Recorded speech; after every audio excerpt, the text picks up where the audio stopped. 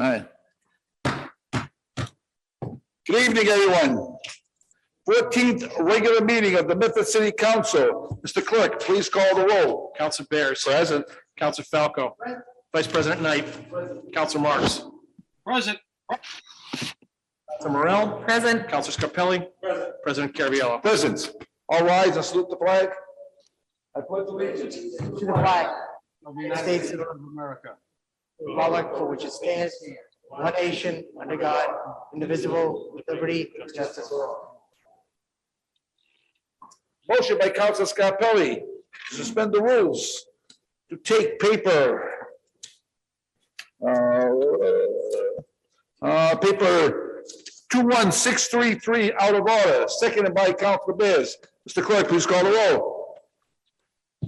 Council Bears. Yes. Council Falco. Yes. Vice President Knight. Council Marks. Yes. Council Morel. Yes. Council Scarpelli. President Caraviallo. Yes. 7 in favor, motion passes. 21633 memorandum. Communication from city office employees to President Caraviallo, members of the Medford City Council. We respectfully request that your honorable body approve the final proposed re-precincting map with legislative districts. The full map for re-precincting is available for view at the city clerk's office and online. Good evening, Sandy. A little brief presentation. Good evening, your honorable body. The map that's before you tonight is the legislative side of the voting that went on. The legislature passed a bill and was signed into law by Governor Baker that legislative lines had to be honored within the city, and that is the map that is before you tonight. We initially started with six split precincts, and we managed to get it down to 2. So we have 2 sub precincts within Ward, one within Ward 6 and one within Ward 7. Questions for Ms. Gale? The motion by Just one Council question. Bears. Sandy, just so you can explain this, this is mainly because the legislature went out and approved their districts prior to the city, or they, without considering the city's re-precincting. That is correct. Right. And that is something that in the history of maps and boundaries being drawn has never happened before. And I did consult with both legislatures, Paul Donato and Sean Garbely, who are, one loses, one gains. I was unable to get in touch with Rep. Christine Barber, but she will gain some down in 712 as well, I should say. Great. Thank you. You're welcome. Any further questions for Ms. Gale? So the motion by Council Scarpelli, seconded by Vice President Knight. Mr. Clerk, please call the roll. Council Bears. Yes. Council Falco. Yes. Vice President Knight. Council Marks. Yes. Council Morel. Yes. Council Scarpelli. President Caraviallo. Yes, 7 in the affirmative, motion passes. Thank you, Sandy. Thank you. Just sign it. Oh, Happy holidays, Merry Christmas. same to you. On the motion by Council Falco to revert back to regular business, seconded by Council Morel. Mr. Clerk, please call the roll.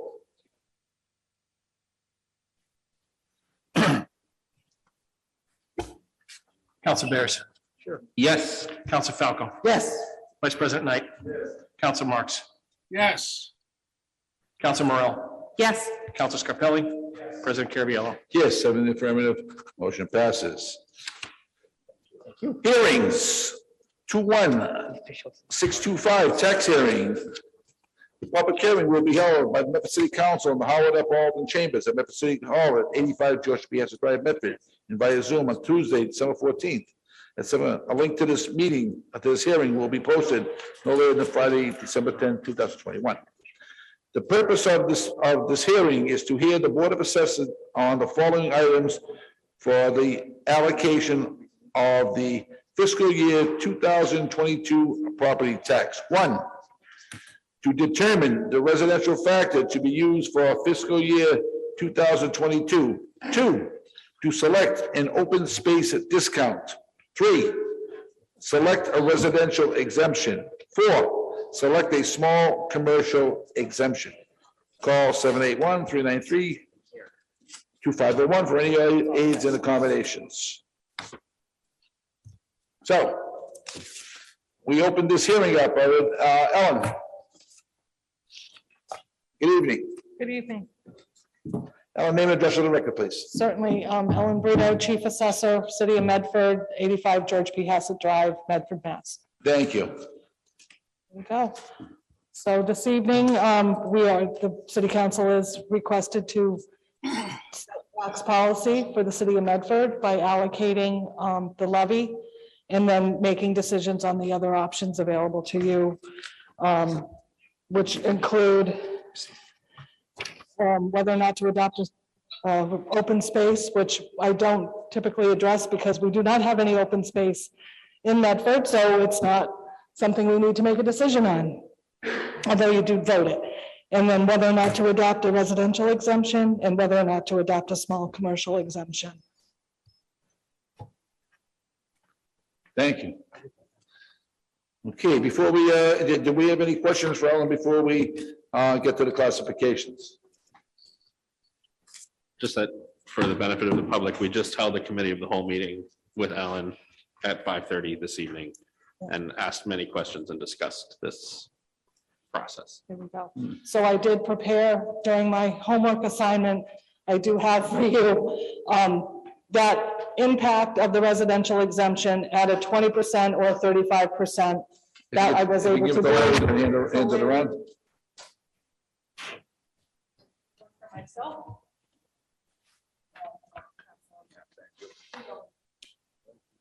You're welcome. Ellen, if you'd like to just give a little explanation on it. Certainly.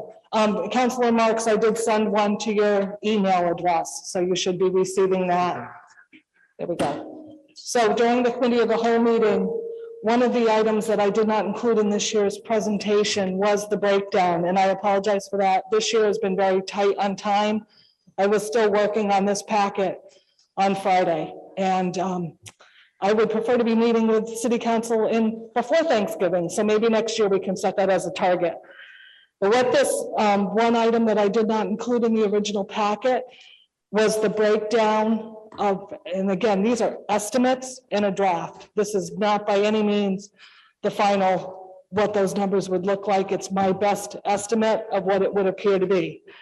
So we know factually that we have 16,574 residential properties in the city of Medford. That's what was approved by the commission, the Bureau of Local Accounts and the Division of Local Services for the state. Our total value on residential value, and that correlates back to the classification packet, is over 11 billion. And we know that without a residential exemption, our tax rate, again, estimate $9.02. That could move by pennies depending on what the state finalizes our tax recap with. So with a 20% exemption, the value of that exemption, the $141,073 comes off of somebody's residential assessment. If we voted and they were owner occupied, they would take that amount off of their assessment, and that would be what they would pay taxes on. So I'm going down the very first column here using that 20% example. I estimate that over 13,000 qualify to receive that exemption. So you take that, what their exemption is, and you multiply it times the amount to come up with a net taxable residential value after a residential exemption. And that amount is divided into the levy, which is the residential class levy, over 105 million.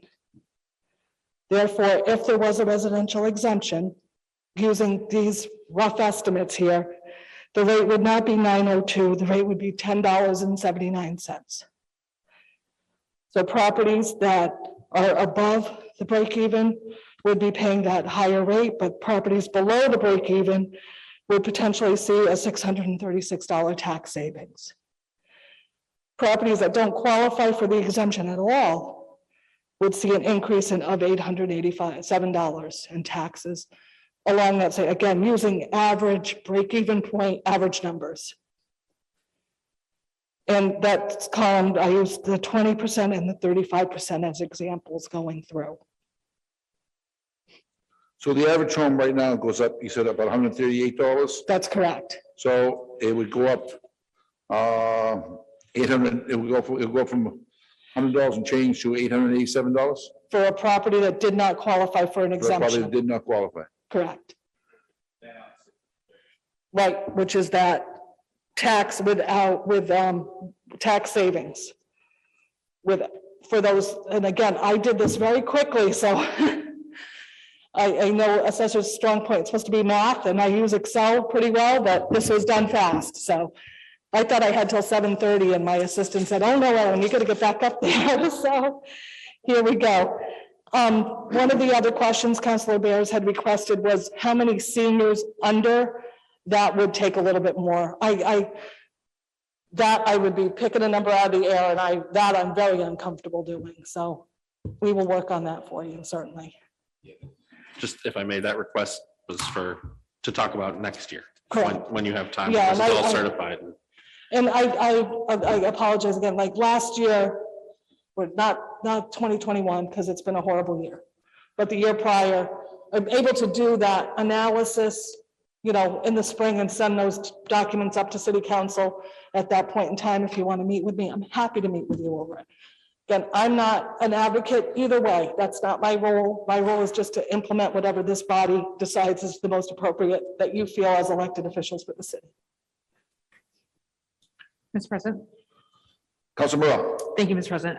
Thank you, Ellen, for that. Yeah, I just want to go on record saying that I'm very much in favor of, exploring this and just learning more about how this could impact or benefit or, harm in some cases, the community through the tax bills. But based on what we discussed at the last meeting, understanding that it's very late in the year to have these discussions, you would need to really be staffed up in order to process exemptions like this. If it were something that we were to pass, I'm really interested in having these conversations, but understanding your advisement that this is something we should do in the spring. Right. My vote is going to reflect that. So thank you. Thank you. Hey, Councilor Knight. Mr. President, thank you very much, and Ellen, thank you for being here this evening. You always do a great job.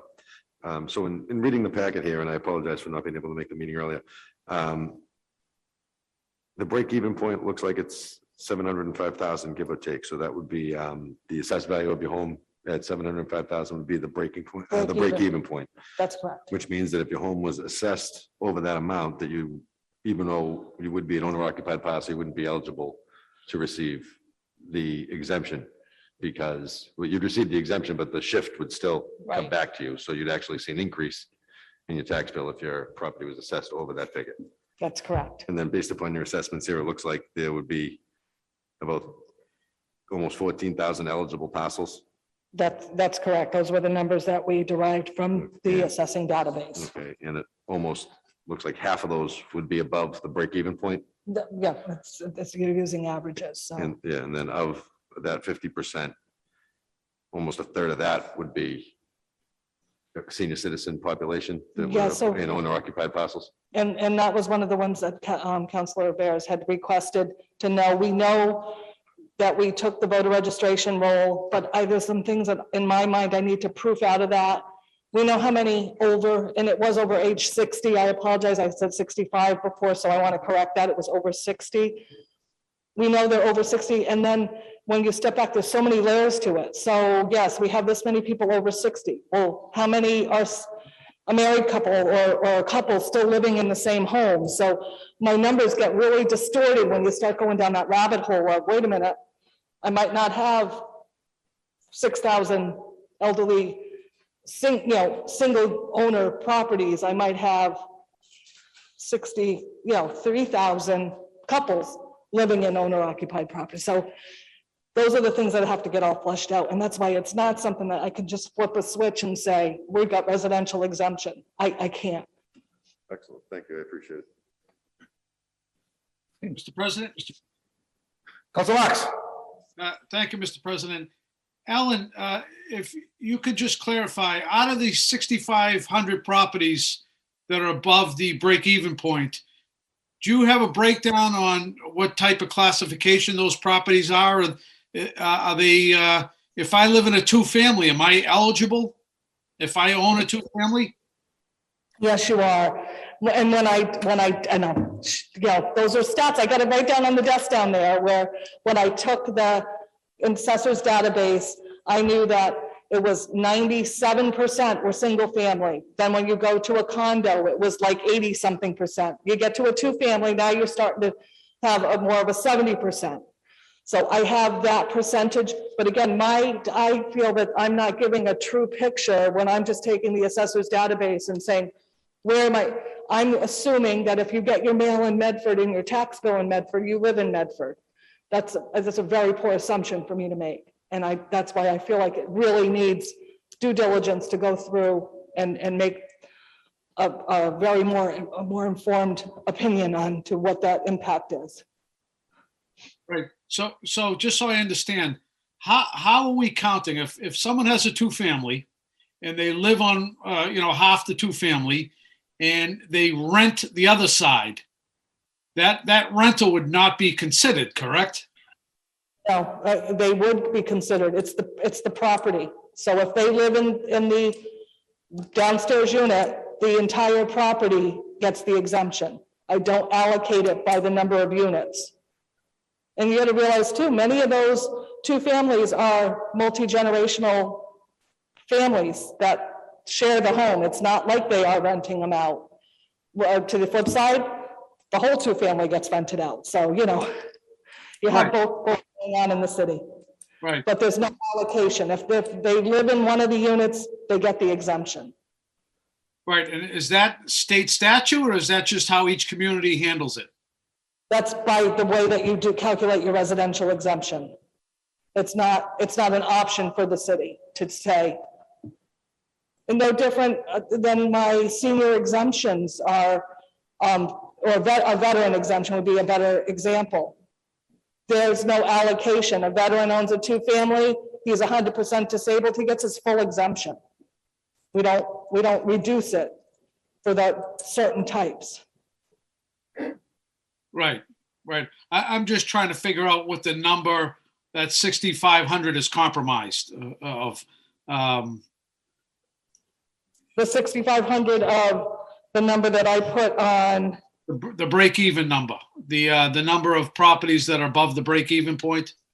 that is compiled of all single-family, multifamily condos. So when I take all the parcel counts within that class of all, I add them all, anything in a residential class, which equals the 16,574. 6,500 are over the 705,000 and change break-even point. Right. So if someone has a three-family and they rent out two of the units, they're still eligible for a residential exemption. They occupy that property. Even though it's becomes a moneymaker, right? Yeah, I mean, the property is now a money-making property and not, a residential type situation. That would be correct. You have so many other layers to it though, Counselor. You can say that those properties that they're renting are a more affordable rent because they aren't paying a higher tax rate. You start charging a higher tax rate on properties that are non-owner occupied, then the rents go up. And then we get into the flip side of not having affordable housing in Medford. So you got to look at all of that. You can't just look at the one piece and what the impact is if you do one thing, where it goes. That's why it's a really needs a lot of. But we all know the cost savings would probably not be passed on to the renters, correct? If someone received a residential exemption, I'm sure they're not going to lower the rents based on what exemption they're receiving. Well, could be correct, or they might be more, provide a better rent to somebody to live in Medford. So You would hope that's the case, but I don't think it's the case. I I support this. I support having this reviewed. I've mentioned in the past that because this affects a number of property owners that currently live in their property and they would pay a higher rate. That's one reason why in the past I did not support this. But I think at some point we're getting close to a number that may make sense in this community to give people, you said $636 savings in this economy would go a long way to assisting those people, seniors and people on fixed incomes and so forth. So I think, maybe not this go around, but eventually I think we're going to hit that point where this makes all but sense to support in this community. And if you look at the surrounding communities that probably have a higher rate of, non-owner occupied, it makes sense for them, like Malden and Cambridge and Chelsea and Everett. It probably makes sense for them. I don't think we're quite at that point quite yet. So that's why I will not be supporting this tonight. Thank you.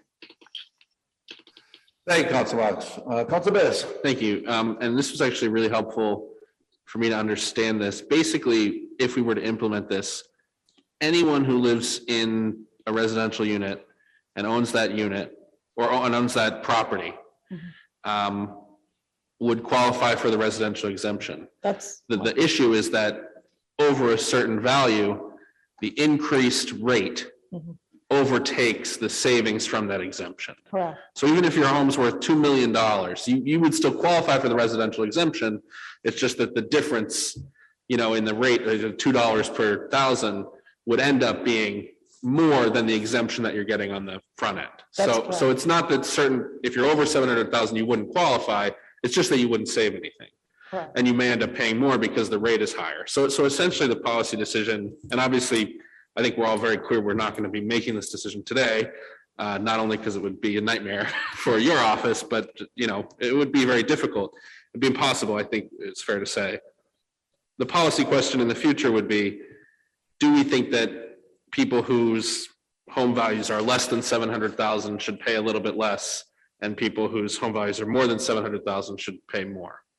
That's basically the decision at the end of the day. It's absolutely, within the residential class, that's what happens. And when you look at page 6 to Councilor Mark's question, that 3-family is going to pay more in taxes because the average 3-family is close to 900,000. Right.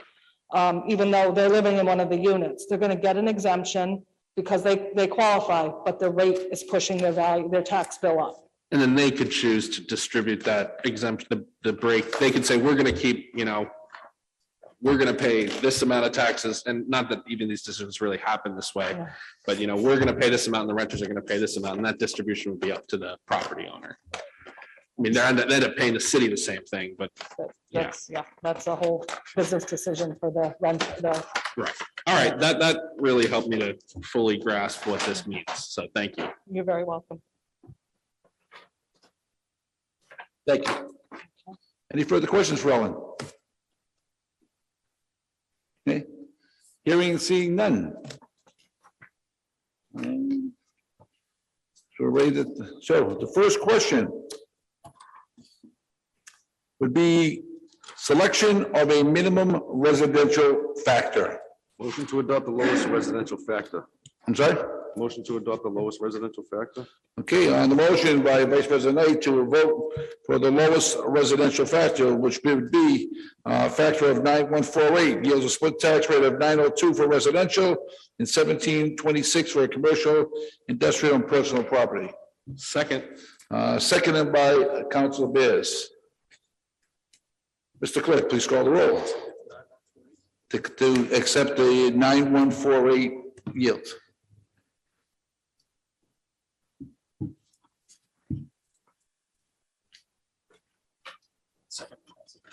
Seconded by Council Bears. Here comes the roll call. Counselor Bears. Yes. Counselor Falco. Yes. Vice President Knight. Yes. Counselor Marks. Yes. Counselor Morel. Yes. Counselor Scarpelli. President Carabello. Yes, 7 in the affirmative. Motion passes. Number two, vote on whether to adopt a residential exemption.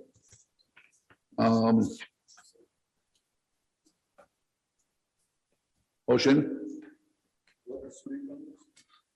Good evening. Name and address of the record, sir. Yes, Andrew Castanetti, Cushion Street, Medford, Mass. I'd like to read some brief points, if I may. This is probably my 19th time here for this matter in December. My only agenda is to save the majority of owner-occupied homeowners some serious money in their tax bills. By the way, this report is incomplete. Was it a mistake or was it on purpose? Imagine even the state politicians felt the pain of the owner-occupied homeowners and passed a law, Mass General Law, Chapter 59, Section 5C, in 1998, 23 years ago.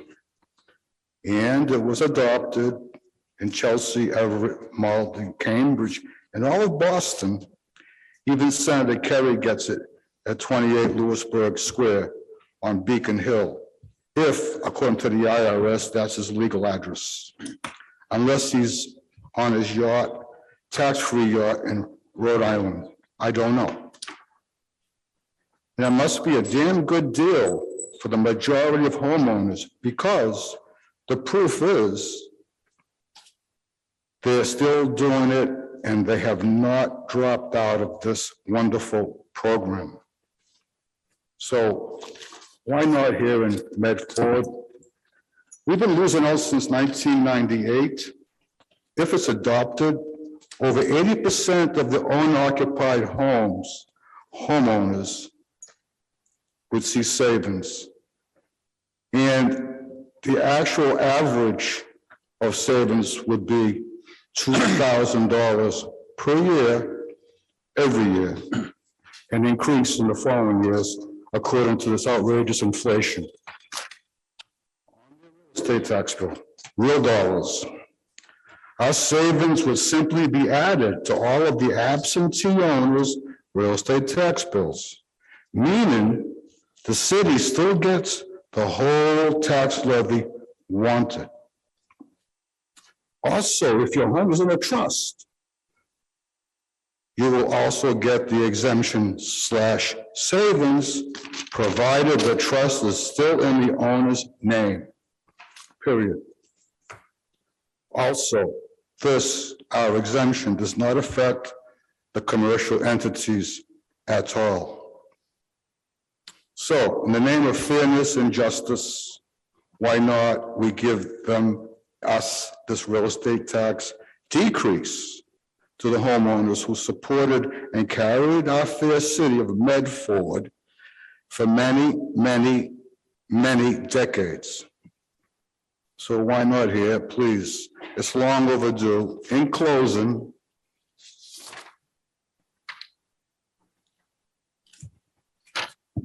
I'm requesting all 7 of you honorable city councilors, if you are for or against this Mass General Law, Chapter 59, Section 5C / owner-occupied real estate tax exemption in Medford, and why?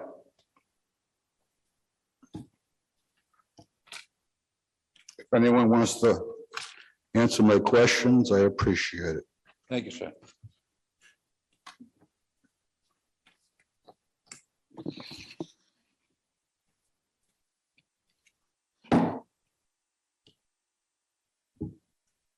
Your silence is deafening. Thank you for listening. Two, Mr. President, Council Marks.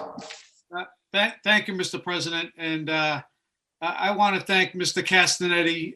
He's been consistent over the past 19 years about bringing this residential exemption forward, Mr. President. And I want to thank him because I think I'll speak just for myself. I won't speak for anyone else behind the rail, but I think the intention of this particular general law has great merit.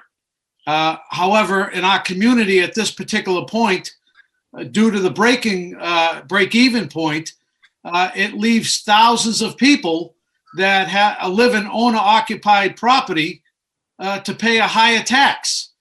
And I just find that unfair. And even though it benefits the majority, which Mr. Castanetti is correct, it may benefit the 80% that will receive a property reduction, tax reduction. I am concerned equally about the 20% that live in their property that, may be property rich because they bought their home 40 years ago and their assessed value is over the $705,000. However, they're going to pay a higher tax because of that. So I still have a concern with that. The numbers, if we were talking, a handful of people that were above the threshold, it would make that decision much easier for me. But when you're talking thousands of people in the community that are above the threshold will pay a higher amount, I have a problem with that. And I hope Mr. Castanetti can understand that.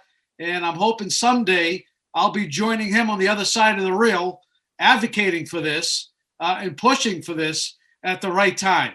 And, so I want to thank him for his advocacy. Anything that helps seniors and people on fixed incomes, I think is a worthy cause. And I know this is why Mr. Castanetti has pushed this for many, many years.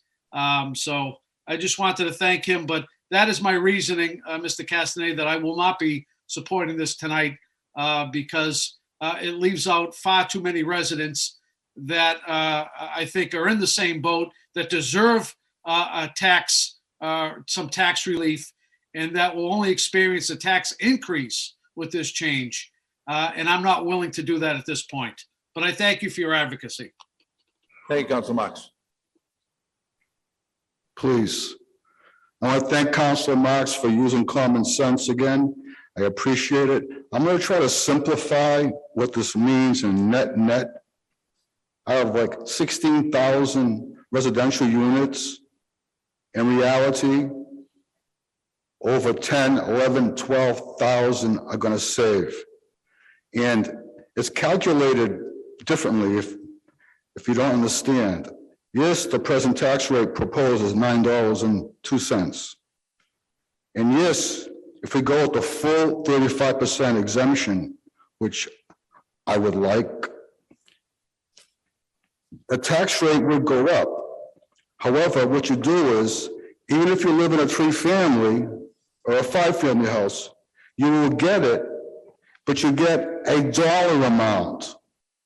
In other words, at 35% shift, they take 35% of the value of your house. Let's say it's $1 million. They take off $350, so that leaves $650. And then they calculate that at a higher rate. But in over 85% of the cases, you're saving money.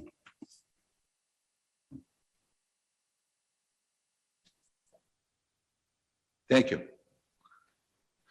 All right, number 2, we need to vote on whether to adopt a residential exemption. Chair awaits a motion.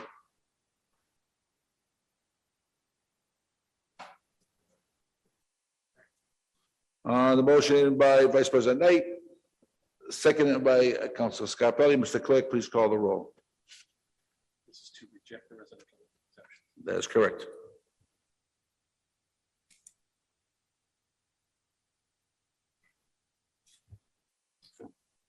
Counselor Bears. Yes. Counselor Falco. Yes. Vice President Knight. Counselor Marks. Yes. Counselor Morel. Yes. Counselor Scarpelli. President Carviallo. Yes, 7 in the affirmative, motion passes. Number 3, vote on whether to adopt a small commercial exemption.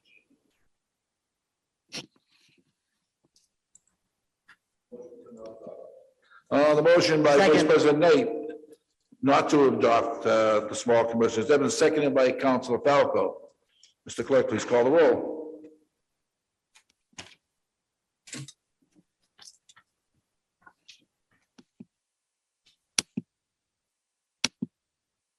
Counselor Bears. Yes. Counselor Falco. Yes. Vice President Knight. Council Marks, Yes. Council Morel, Yes, Council Scarpelli. President Carviallo. Yes, 7 affirmative, motion passes. And the last one, to select an open space discount.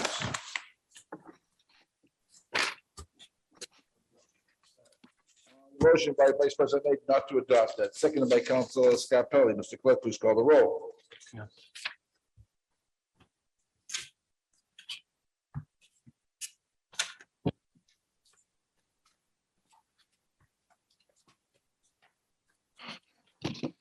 Council Bears.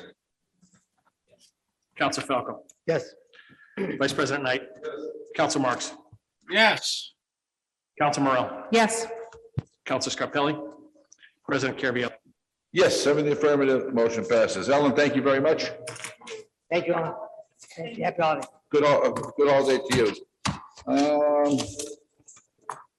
I think that is it. Is anything under public participation? Nothing under public participation this week. Okay, public participation, may I? Just wanted to say good evening, and hope you all have a Merry Christmas and Happy Holidays. We won't see you next week? And I'm not sure if I'm still gonna be around. And to all else, a Happy New Year's. Same to you, Mr. Thank Castelli. you. Okay, anything else before we go to the records? Okay.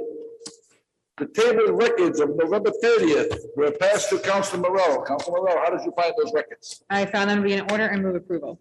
The motion by Council Morel, seconded by Council Bears. Mr. Clerk, please call the roll. Council Bears. Yes. Council Falco. Yes. Vice President Knight. Yes. Council Marks. Yes. Council Morel. Yes, Council Scarpelli.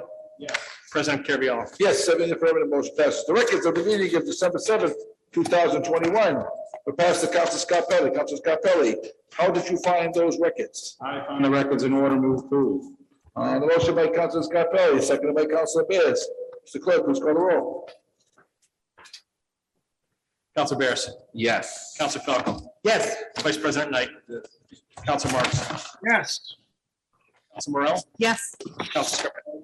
Yes. President Carviallo. Yes. Any further business before we adjourn? Second. The motion by Vice President Knight to adjourn, seconded by Council Bears. Mr. Clerk, please call the roll. Council Bears. Yes. Council Falco. Yes. Vice President Knight. Council Marks. Yes. Council Morel. Yes. Council Scarpelli. Yes. President Carviallo. Yes, 7 in favor, the motion passes. Meeting adjourned.